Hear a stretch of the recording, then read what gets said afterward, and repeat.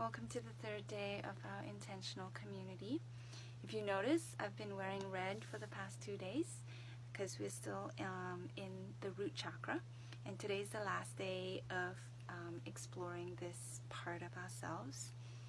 I want to speak a little bit about our feelings around our right to be here and our right to have. So this is very much related to our relationship with our work and our finances. So our right to be here is going to manifest in how we go forward with what we believe to be our purpose, our reason, and if we're imbalanced in that, if we don't really quite believe that we have a right to be here, we shrink back. We apologize a lot for our existence, and we don't actually stand in confidence.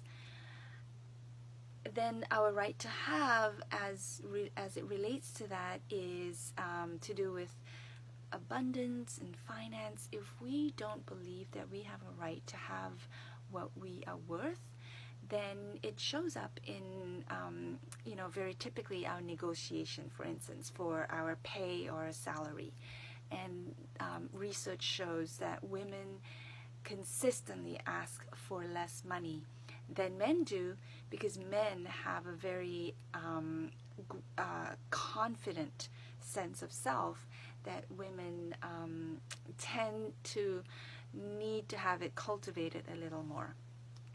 So our beliefs around our right to have and our right to be here is also going to impact our success in today's terms, in terms of finding the work that is fulfilling and that gives us a sense of joy and freedom. And most of the time that comes from when we feel like our work makes a difference, and a difference in someone's life, a difference in the world. So if we completely believe that we have a right to be here, then we are going to advocate for ourselves. We're going to say, I deserve this, and I deserve to have more, or I deserve this job, or I deserve to work in this area. We make things happen because of our belief. And again, the same thing with our right to have. If you're feeling like you're always having trouble with your finances, then look back and examine what is your ultimate root belief about abundance, about money. Do we have this aversion to it because we think it's evil?